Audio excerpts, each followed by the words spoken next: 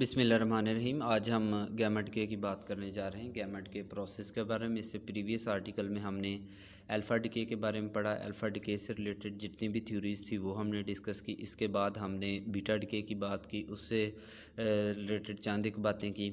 और आज हम गैमा डिके की बात करने जा रहे हैं। सबसे पहले हमने गैमा डिके इस आर्टिकल में, इस लेक्चर में हमने गैमा डिके प्रोसेस की बात करनी। इसके अलावा नेक्स्ट लेक्चर में हम बात करेंगे गैमा डिके से रिलेटेड एनर्जी की वैल्यू करेंगे कि एनर्जी किस टर्म के इक्वल होगी, या एनर्जी के गैमा डिके के सोर्सेज कौन कौन से हैं उनकी बात करेंगे। ये सारी चीज़ें हम नेक्स्ट लेक्चर में करेंगे, लेकिन इस लेक्चर में हमने बात करना है बेसिक्स की, डिस्कस करनी है गैमा डिके प्रोसेस की और क्यों ये प्रोसेस हो रहा है। अब हम इसको रिलेट करवाएंगे एटॉमिक स्ट्रक्चर के साथ। प्रीवियस हम जितने भी लेक्चर्स हमारे गुजरे हैं उनमें चंद एक में हमने ये भी जिक्र किया है कि एनर्जी स्टेट्स होती हैं एटम के, इलेक्ट्रॉन्स जिन स्टेट्स में लाई करते हैं, डिफरेंट ऑर्बिट्स होते हैं जिनमें इलेक्ट्रॉन्स लाई कर रहे होते हैं। फॉर एग्ज़ाम्पल कि अगर हमारे पास ये दो लेवल हैं, एक E1 लेवल है, एक E2 लेवल है। ये मैं ऑर्बिट्स की बात करना चाह रहा हूँ यहाँ पे एक्चुअली। तो ये मुख्तलिफ़ ऑर्बिट्स हैं जिनमें इलेक्ट्रॉन्स लाई करते हैं। अब इन इलेक्ट्रॉन्स की फ़र्दर स्टेट्स होती हैं जिनको हम एनर्जी स्टेट्स का नाम देते हैं। अब ज़ाहिर है इन इलेक्ट्रॉन्स की फ़र्दर स्टेट्स हैं जिनमें ये लाई कर रहे हैं। फॉर एग्ज़ाम्पल कि अगर मैं इन दो स्टेट्स की ही बात करता हूँ तो ज़ाहिर है यहाँ पर भी फिर इलेक्ट्रॉन्स हैं। एक स्टेट को मैं कह देता हूँ ग्राउंड स्टेट है, दूसरी स्टेट है हायर एनर्जी स्टेट है। इसकी एनर्जी कम है, इसकी एनर्जी ज़्यादा है। एक तो बात ये होगी। अब देखें, जब भी किसी एटम को हम स्पार्क करते हैं, मीन कि हम उसको एनर्जी प्रोवाइड करते हैं, कुछ एनर्जी प्रोवाइड करते हैं, तो वो अपनी इस स्टेट को छोड़कर इलेक्ट्रॉन ऊपर की तरफ चले जाते हैं, ऊपर वाली स्टेट पे। यहाँ पे और भी स्टेट्स हो सकती हैं, E3 स्टेट हो सकती है, E4 स्टेट हो सकती है, इस E5 स्टेट हो सकती है। और ये डिपेंड करता है किसी भी एटम के स्ट्रक्चर के ऊपर, एटम की नोयत के ऊपर डिपेंड करता है कि कौन से एलिमेंट के ये एटम्स हैं। अब ज़ाहिर है ये स्टेट हमने ली, तो इस स्टेट के ऊपर इलेक्ट्रॉन्स ने कुछ ना कुछ अपना टाइम स्पेंड करना है।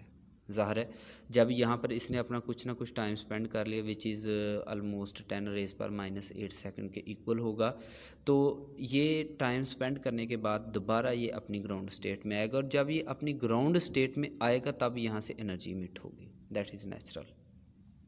एनर्जी जो इमिट होगी वो फोटॉन्स की सूरत में होगी। और इस एनर्जी की नोयत किसके इक्वल होगी? वो इक्वल होगी इन दोनों स्टेट के एनर्जी डिफरेंस के इक्वल हो जाएगी। और इसी तरह हम लेज़र में भी इसका कॉन्सेप्ट पढ़ते हैं कि एटम्स को हमने ग्राउंड स्टेट से हायर स्टेट पे भेजना है, और भेजने के लिए जितनी एनर्जी हम उसको प्रोवाइड करेंगे वो इन दोनों के डिफरेंस के इक्वल होती है। जिस तरह ये एमिटेड एनर्जी इन दोनों फोटॉन के एनर्जी डिफरेंस के इक्वल है, इसी तरह इसको अपर स्टेट में भेजने के लिए भी इतनी ही एनर्जी रिक्वायर्ड होती है। तो ये तो कॉन्सेप्ट है कि जब हम एटॉमिक एनर्जी की बात करते हैं, डिफरेंट एटॉमिक एनर्जी लेवल्स की बात करते हैं, कि अगर इलेक्ट्रॉन्स इनमें प्रेजेंट है और electrons make a transition from one energy level to another energy level. Electron यहाँ से मूव करेंगे, ऊपर जाएंगे, ऊपर से फिर ये नीचे आएंगे और एनर्जी के फोटोन एमिट करेंगे। ये है न्यूक्लियस के बाहर की स्टडी, जब हम न्यूक्लियस से बाहर बात कर रहे होते हैं। लेकिन जैसे ही हम न्यूक्लियस के अंदर की बात करते हैं कि न्यूक्लियस के अंदर different nucleons are available that can also make transition from one energy level to another energy level. According to Shell model says that some energy level are also present in the nucleus, which is crowded by the some different nucleons such as proton, neutrons and other subatomic particles. तो उनमें भी ये energy difference होता है। लेकिन उस तरफ जाने से पहले हम ये बात करते हैं कि हमारे पास अगर ये एनर्जी लेवल्स हैं, ये E1 E2 है, तो इनके लिए लिहाज से हमारे पास एनर्जी का डिफरेंस E2 माइनस E1 होगा। अब ये डिफरेंस जो है ये इक्वल होगा इन दोनों के एनर्जी डिफरेंस के। लेकिन अगर यहाँ पर 3 या 4 या 5 एनर्जी स्टेट्स हैं, तो फिर अगर बात कर लें कि E2 से, फॉर एग्ज़ाम्पल कि ये E1 स्टेट है, ये E2 स्टेट है, ये E3 स्टेट है, और अगर ये 4 स्टेट है। अब यहाँ पे देखिए फॉर एग्जांपल कि यहाँ से एटम ने इलेक्ट्रॉन ने ऊपर E4 पे जाना है या E3 पे जाना है, तो उस तरह एनर्जी डिफरेंस भी फिर इसके इक्वल होगा। फिर अगर 3 से 4 की तरफ भेजना तो फिर एनर्जी डिफरेंस इसके इक्वल। सॉरी, भेजने की बात हम यहाँ पे नहीं करेंगे, बल्कि हम ट्रांजिशन की बात करेंगे कि अगर E4 पर इलेक्ट्रॉन मौजूद है तो उसने नीचे E3 पे आना है, तो एनर्जी जितनी यहाँ से एनर्जी का फोटोन अमिट होना है उसकी एनर्जी इन दोनों स्टेट्स के एनर्जी डिफरेंस के इक्वल होनी चाहिए। इसी तरह अगर 3 से 2 की तरफ आना तो इसकी एनर्जी भी इसके एनर्जी डिफरेंस के इक्वल ही होती है।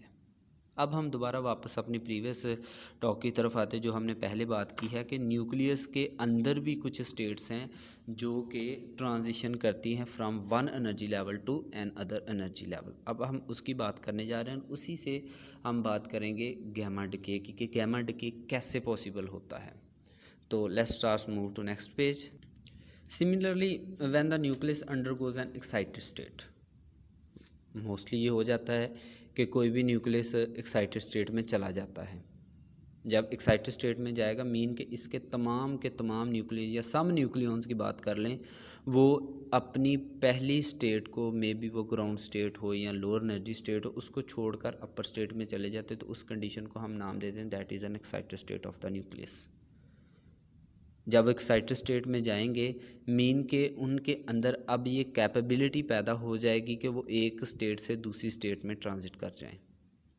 मसलन अगर जिस तरह हमने पीछे बात की है कि 2 स्टेट्स हैं हमारे पास, एक E1 स्टेट है, एक E2 स्टेट है, वहाँ से इलेक्ट्रॉन्स ने मूव करके E1 स्टेट पे आना है, या E3 से 2 की तरफ आना है, या E4 से E3 पे आना है। अब यहाँ पर भी ऐसे ही पॉसिबल है कि अगर न्यूक्लियॉन्स, नॉट इलेक्ट्रॉन, न्यूक्लियॉन्स, क्योंकि अब हम बात कर रहे हैं न्यूक्लियस के अंदर न्यूक्लियॉन्स की जो कि एक्साइटेड स्टेट में मौजूद हैं। अब जब वो अपनी स्टेट E2 या E3 स्टेट, जिसको हम नाम दे रहे हैं, यहाँ पे हम ड्रा भी कर लेते हैं फॉर एग्ज़ाम्पल कि अगर हमारे पास ये 2 स्टेट्स हैं, एक स्टेट को मैं नाम दे रहा हूँ E2 स्टेट, दूसरी को E1 स्टेट का नाम दे रहा हूँ, तो जब यहाँ से जहाँ से न्यूक्लियॉन्स इस स्टेट पे आएंगे तो ज़ाहिर है इन्होंने फिर एनर्जी एमिट करनी according to the laws of the energy, कि एनर्जी का डिफरेंस इन दोनों के इक्वल होगा, और यही वो एनर्जी होगी जो यहाँ से निकलने वाले पार्टिकल्स या रेडिएशंस का हम जिनको नाम देंगे वो एमिट करेंगे। अब यही रेडिएशंस क्या कहलाएंगी, इन्हीं को हम बाद में गैमा रेडिएशंस का नाम दे देते हैं। थोड़ा सा पढ़ते हैं इसको पढ़ते हैं कि they will also make a transition from one energy level to another energy level which will be lower energy level. When they come down to lower energy state they will also emit radiations called gamma radiations. अब हम इनको gamma radiations का नाम दे देते। अब ये gamma radiations कहाँ से एमिट होते हैं, ये न्यूक्लियस से बाहर वाले हिस्से से एमिट नहीं होती।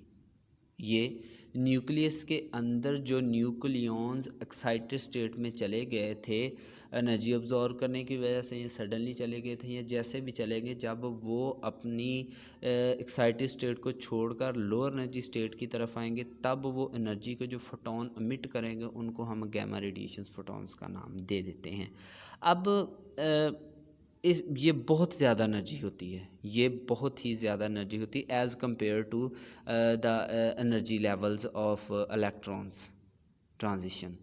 जब इलेक्ट्रॉन्स ट्रांजिट करते हैं from higher energy state to lower energy state, उस दौरान जो एनर्जी मीट होती है, और जब न्यूक्लियॉन्स अपनी एक्साइटेड स्टेट से लोअर स्टेट की तरफ आते हैं और इस दौरान जो एनर्जी खारिज होती है ये पहले वाली एनर्जी से बहुत ज़्यादा होती है, और इनका जो टाइम होता है वो 10⁻⁶ टाइम ये ज़्यादा होती है, यानी कि ये एनर्जी इलेक्ट्रॉन वोल्ट में होगी। लेकिन जो गैमा रेडिएशंस की एनर्जी होगी वो कौन सी एनर्जी होगी, वो मेगा इलेक्ट्रॉन वोल्ट की फॉर्म में होगी। हम यहाँ पे हैं the energy emitted from the outside of the nucleus due to transition of the electron from excited state to lower energy state in order to electron volt, but the energy emitted from the nucleus due to the transitions of the nucleons from higher excited state to lower excited state in order to mega electron volt। यहाँ से जो energy emit होगी वो mega electron volt की form में होगी। मैं दोबारा एक्सप्लेन कर देता हूँ कि जब हमने बात की थी एटम के अंदर यानी कि न्यूक्लियस से बाहर की तरफ के जब इलेक्ट्रॉन्स एक्साइटेड स्टेट से लोअर स्टेट की तरफ आ रहे थे, उस दौरान जो एनर्जी के फोटॉन्स एमिट हुए उनकी एनर्जी इलेक्ट्रॉन वोल्ट में थी। लेकिन जब न्यूक्लियॉन्स एक्साइटेड स्टेट से लोअर स्टेट की तरफ आ रहे हैं तो उस दौरान एनर्जी मेगा इलेक्ट्रॉन वोल्ट की फॉर्म में खारिज होगी, और इस दौरान हम एनर्जी को गैमा रेडिएशन या गैमा फोटोन का नाम दे देते हैं। लेकिन पहले कौन सा हमने नाम दिया? पहले हमने इलेक्ट्रॉन वोल्ट का नाम दिया। तो अब हम नेक्स्ट पेज की तरफ देखते हैं और इसकी सम एग्जांपल्स देखते हैं। तो यहाँ पर एनर्जी बहुत ज़्यादा होगी। फॉर एग्जांपल कि कोई एलुमिनियम का एटम है जो कि एक्साइटेड स्टेट में चला गया, which having the 13 proton and 27 total nucleons number or atomic number, and then it will convert into stable state. यहाँ पर अनस्टेबल स्टेट की और स्टेबल स्टेट की बात करते हैं। फॉर एग्जांपल कि एक न्यूक्लियस एक्साइटेड स्टेट में चला गया, यानी कि जब वो एक्साइटेड स्टेट में चला जाएगा तो वो अपनी अनस्टेबल कंडीशंस में चला जाएगा। अब ज़ाहिर उसने स्टेबल स्टेट में तो आना ही है। कोई भी चीज़ जो अनस्टेबल है उसने कोशिश तो ये करनी है कि वो स्टेबल स्टेट में चली जाए। मे बी कोई इलेक्ट्रॉन एक्साइटेड स्टेट में हो, या मे बी कुछ न्यूक्लियॉन्स हों, या कोई एटम है, या कोई प्रोटॉन, कुछ भी है जो अनस्टेबल स्टेट में है, उसने स्टेबल होने की कोशिश करनी। मे बी वो केमिस्ट्री के अंदर हम बात करें या फिज़िक्स के अंदर रह के बात कर रहे हैं, तो या कह लें कि कोई एलिमेंट है वो अपनी अनस्टेबल स्टेट में है, 82 वाले हैं जिनका एटॉमिक नंबर है, अगर वो 82 यानी कि उनके अंदर नंबर ऑफ़ न्यूक्लियॉन्स की तादाद ज़्यादा है, तो उन्होंने अपनी स्टेबल कंडीशन को फॉलो करना है। यहाँ पर भी न्यूक्लियस जो कि एलुमिनियम का है, ये अनस्टेबल स्टेट है, अनस्टेबल कंडीशन में चला गया है। अब इसने स्टेबल स्टेट में आना। अब स्टेबल स्टेट में कैसे आएगा? इसे कुछ ना कुछ अपनी एक्स्ट्रा एनर्जी खारिज करना पड़ेगी। अब ये एक्स्ट्रा एनर्जी जो खारिज करेगा वो गैमा रेडिएशंस की फॉर्म में होगी। इसके अलावा और भी कुछ पार्टिकल्स हैं जो कि इस डिके प्रोसेस में हिस्सा लेते हैं, वो हम नेक्स्ट लेक्चर में देखते हैं। इससे पहले हमने ये देखना है कि क्या ये प्रोसेस, ये वाला प्रोसेस, ये फिनोमेना इस ट्रांजिशन की वजह से ही पॉसिबल है? तो ऐसा नहीं है। इसमें दो कंडीशंस हैं।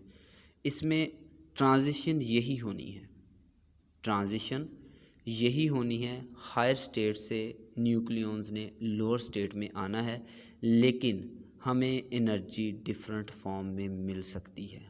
गैमा रेडिएशंस की बात अब हम नहीं करेंगे।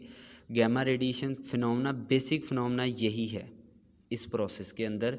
इस प्रोसेस के अंदर बेसिक फिनोमेना ये है कि न्यूक्लियॉन्स एक्साइटेड स्टेट में, कोई भी न्यूक्लियस जब एक्साइटेड स्टेट में जाएगा, जब वो लोअर स्टेट की तरफ आएगा तो उस दौरान एनर्जी गैमा रेडिएशंस की फॉर्म में खारिज होगी।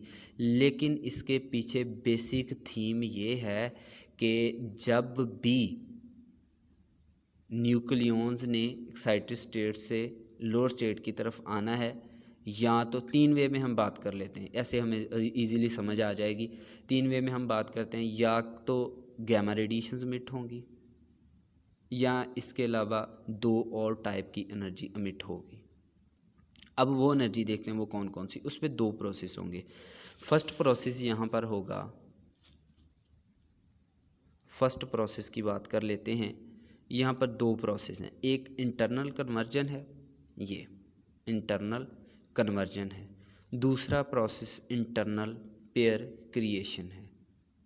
इसके अलावा दो प्रोसेस हो रहे हैं, गैमा रेडिएशंस। मैं फिर बता रहा हूँ, बेसिक प्रोसेस इसके पीछे यही है कि न्यूक्लियॉन जब एक्साइटेड स्टेट से लोअर स्टेट में आएंगे, एनर्जी मिट होगी, और वो एनर्जी गैमा रेडिएशंस की फॉर्म में भी हो सकती है। इसके अलावा दो प्रोसेस हमारे पास और हैं, एक इंटरनल कन्वर्जन है और इसके अलावा इंटरनल पेयर क्रिएशन है। अब हम सबसे पहले देखेंगे what is the internal conversion. It is a very very interesting phenomenon, as we have already discussed that the electron capture reaction in previous article के जब इलेक्ट्रॉन न्यूक्लियस के अंदर बहुत ज़्यादा प्रोटॉन्स की तादाद बढ़ जाती थी, तो वो करीब से एक न्यूट्रॉन्स को इलेक्ट्रॉन को कैप्चर कर लेता था, ऐसा इलेक्ट्रॉन जो कि न्यूक्लियस के बिल्कुल करीब था। लेकिन ऐसे अब यहाँ पे ऐसा नहीं होगा। एक्सरे यहाँ से मिट होगी, एक्सरे रेडिएशंस, लेकिन प्रोसेस इलेक्ट्रॉन कैप्चर वाला यहाँ से नहीं होगा। पहले इलेक्ट्रॉन किस तरफ चला गया था, न्यूक्लियस के अंदर चला गया था। जब हमने बात की थी इसकी बीटा डिके में, हमने ये जिक्र किया था इलेक्ट्रॉन कैप्चर रिएक्शंस का। उसमें हमने कहा था कि जब प्रोटॉन्स और न्यूट्रॉन्स की तादाद आपस में एक दूसरे के साथ मैच नहीं करती किसी भी न्यूक्लियस के अंदर, मीन के प्रोटॉन्स की तादाद न्यूट्रॉन्स की तादाद से इंक्रीज़ कर जाती है। अब ज़ाहिर है यहाँ न्यूक्लियस के अंदर पॉजिटिव चार्ज ज़्यादा है, प्रोटॉन्स की तादाद ज़्यादा, तो वो करीब वाला न्यूट्रॉन इलेक्ट्रॉन जिसके ऊपर ज़्यादा इलेक्ट्रॉन चार्ज है वो उसको अपनी तरफ कैप्चर कर लेता है। अब जब कैप्चर करेगा तो उस दौरान ज़ाहिर है वैकेंसी तो बननी है। वैकेंसी जब बन जाएगी तो यही वैकेंसी फिर इसको भेज देगी, यहाँ से एक फ्री स्पेस क्रिएट कर देगी, जिसकी वजह से इलेक्ट्रॉन्स की आपस में मोशन हायर स्टेट से लोअर स्टेट की तरफ आना शुरू हो जाएंगे। तो यहाँ से एक्स रेज एमिट होंगी। अब यहाँ पे भी एक्स रे एमिट होगी, लेकिन इसका प्रोसेस थोड़ा सा अलग होगा। अब वो प्रोसेस देखते हैं कि ये कैसे अलग होगी। अब यहाँ पे कौन सा प्रोसेस होगा वो हमने देखना है। अब देखें कि जैसे ही न्यूक्लियॉन्स अपनी एक्साइटेड स्टेट से लोअर स्टेट की तरफ आ रहे हैं, जब न्यूक्लियॉन्स एक्साइटेड स्टेट से लोअर स्टेट की तरफ आ रहे हैं, मीन के उन्होंने रेडिएशंस एमिट कर दी। अब जब रेडिएशंस एमिट हुई हैं तो जो करीब इलेक्ट्रॉन्स मौजूद हैं, करीब में जो भी इलेक्ट्रॉन हैं, के शेल के हो सकते हैं या एल शेल के हो सकते हैं, जो बल्कि के ज़्यादा सूटेबल रहेगा। के शेल के इलेक्ट्रॉन्स क्या करेंगे, उसी एनर्जी को अब्जॉर्ब कर लेंगे। अगर एक इलेक्ट्रॉन अब्जॉर्ब करता है तो ज़ाहिर है वहाँ से एनर्जी मेगा इलेक्ट्रॉन वोल्ट की फॉर्म में निकल रही है। न्यूक्लियस से एनर्जी मेगा इलेक्ट्रॉन वोल्ट की फॉर्म में निकल रही है। तो ये वाली एनर्जी जब इस इलेक्ट्रॉन की तरफ से कैप्चर की जाएगी, इलेक्ट्रॉन कैप्चर करेगा, तो ये फ़ौरन विदिन नैनो सेकेंड या इससे भी कम टाइम आप कह लें कि ये एक्सेलरेट हो जाएगा, ये अपने एटम को छोड़कर बाहर निकल जाएगा। तो इस तरह ये भी एक प्रोसेस है। जब यहाँ से इलेक्ट्रॉन बाहर निकल जाएगा, मीन के यहाँ पर फिर डेफिशिएंसी बन जाएगी। यहाँ पर डेफिशिएंसी जब बन गई तो फिर ऊपर वाली स्टेट से इलेक्ट्रॉन्स इस स्टेट पे आएंगे, यहाँ पे फिर वैकेंसी रह जाएगी। फिर इसे अपर स्टेट से इलेक्ट्रॉन आएंगे यहाँ पे, फिर उससे अपर स्टेट से आएंगे, और इस दौरान ये प्रोसेस चल पड़ेगा और यहाँ से फिर एक्सरे फोटोन निकलेंगे। अब जो इलेक्ट्रॉन इस स्टेट से निकल ही गया, बाहर की तरफ फ्लाई कर गया, जब उसने इस न्यूक्लियस के अंदर न्यूक्लियॉन्स की ट्रांजिशन से एनर्जी रिसीव की, तो वो काइनेटिक एनर्जी गेन कर लेगा, जो कि यहाँ से उसको मिलेगी और इस वजह से वो बाहर निकल जाएगा। तो ये प्रोसेस है इंटरनल कन्वर्जन का, इंटरनल इलेक्ट्रॉन कन्वर्जन भी हम इसको कह सकते हैं। अब ये एक प्रोसेस हो गया। अब दूसरे प्रोसेस की बात करते हैं। दूसरा प्रोसेस स्टार्ट करने से पहले हम पेयर इन्हीलेशन की बात करते हैं। पेयर इन्हीलेशन में हमने ये बात की थी कि एक प्रोटॉन और एक प्रोटॉन एक इलेक्ट्रॉन और एंटी इलेक्ट्रॉन दोनों आपस में एक दूसरे के क्लोज आते हैं, दोनों आपस में एक दूसरे के बिल्कुल करीब आ जाते हैं। जब करीब आते हैं, एक दूसरे के साथ इंटरेक्ट करते हैं, तो उस दौरान वो प्योर एनर्जी में कन्वर्ट हो जाते हैं। अब ज़ाहिर है उसका कोई ना कोई उल्ट प्रोसेस भी तो हो ही सकता है ना। तो अब इसमें क्या होगा कि जो एनर्जी न्यूक्लियॉन्स की एक्साइटेड स्टेट से लोअर स्टेट की तरफ आने की वजह से एमिट हुई है, वो एनर्जी इन इलेक्ट्रॉन्स ने अब्जॉर्ब कर लेनी है। यानी कि यही एनर्जी अब कन्वर्ट किस चीज़ में होनी है, इस प्योर एनर्जी ने कन्वर्ट हो जाना है इलेक्ट्रॉन और anti electron which is also known as positron, इन दोनों में इसने कन्वर्ट हो जाना है। यहाँ पे देखते हैं कि यहाँ पे हमारे पास सेकंड प्रोसेस है which is internal pair creation, and here we talk about the energy comes from the transition of nucleons uses in pair creation of the positron and electrons. It is opposite process of pair inhalation. In pair inhalation we talk about the positron and electron conversion, such as positron and electron come close to each other and make a pure form of energy. So opposite process is also available. In opposite process, pure energy will convert into positron and electron. Positron और electron में यही energy जो कि nucleons की अपर state से lower state की तरफ आने की वजह से खारिज हुई है, उसको हम नाम दे देते हैं वो कन्वर्ट हो जाएगी पॉजिट्रॉन और इलेक्ट्रॉन में, जो कि उलट प्रोसेस है पेयर इन्हीलेशन का। तो ये हमारे पास इंटरनल पेयर क्रिएशन है। इससे नेक्स्ट लेक्चर में हम देखेंगे कि एनर्जी मोमेंटम किस तरह इन पार्टिकल्स का होता है। तो ये था हमारे पास एक थोड़ा सा introduction of the gamma decay, और इसमें हमने 3 प्रोसेस की बात की है। एक तो हमने गैमा रेडिएशंस की बात की है जो कि न्यूक्लियॉन्स की एक्साइटेड स्टेट से लो स्टेट की तरफ आने की वजह से एमिट हो रही होती, एक तो गैमा रेडिएशंस हो सकती हैं। इसके अलावा दूसरा इंटरनल पेयर क्रिएशन भी पॉसिबल हो सकता है। इसके अलावा इंटरनल कन्वर्जन भी हो सकती है जिसकी वजह से एक्सरेज एमिट हो सकती हैं। तो ये 3 प्रोसेस। इसके अलावा हमने इसी गैमा डिके को रिलेट करवाया है towards the electron energy level. तो अगर आपका कोई क्वेश्चन है तो ज़रूर पूछिएगा। Wish you all the best. Allah हाफिज़।